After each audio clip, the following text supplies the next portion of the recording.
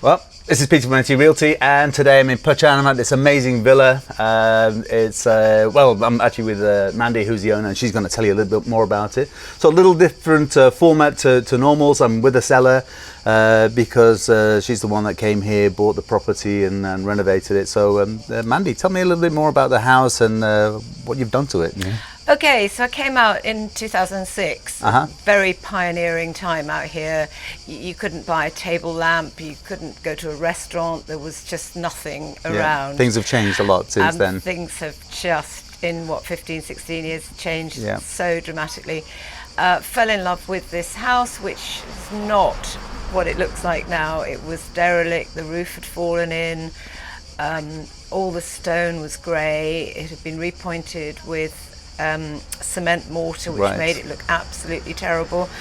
But somehow the position, the view was just a dream. It's second to none. You're right next to the water. And I've got a long 3 terraces facing the water with nothing to spoil my views, and nothing can ever spoil my views. So I stood on the hill behind this house looking down, and I just thought, yeah, this is the one. Actually, I hadn't really wanted to buy a house. Right. I was just here because a girlfriend was here. She was thinking of buying, and suddenly I thought, okay, I've been caught. I've got it. Yeah, you got the bug. Yeah. So then I left it for about 3 years. I just didn't know really what I'd done or why I'd done it.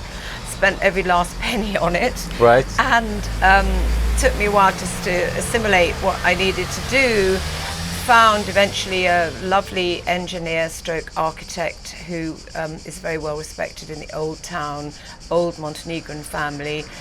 I wanted to use people who understood the history of the house. I didn't want to use any of the sort of builders that the British were using because they would just come in and do a quick job. I wanted it to render everywhere and stuff. And so I got Vasco, and he has done the most amazing conservation job on this house. He's put it back to how it would have looked. I think it dates about late 18, early 19th century. Right. It's a UNESCO World Heritage listed ancient monument, which I didn't know when I bought it. So there were some things which I couldn't do, which I wanted to do, like put in a log fire, but I couldn't put in a chimney. But, you know, never mind. The house has turned out to be absolutely beautiful. We've kept a lot of stone features inside, which you'll see, so that you can see the original integrity of the building. And it is just a dream, and I'm crying to think that I have to sell it. Well, that's a shame. But also you've been using it as a rental property, so you got quite a decent return. You're quite busy in the summer, I believe. Really good return. One of the great things about it was my children at the time were young teenagers, so we used to come out for quite long stints in school holidays, university holidays, gap year times, and actually once we had 20 of their friends sleeping upstairs in the attic and all over the place on blow-up beds. And I mean, I've got 14 beds here, but you know, an extra 6 seem to park themselves all over the place. And we hired a boat, and I had a boat driving license, and so did my son and daughter. We moored it on our buoy out there.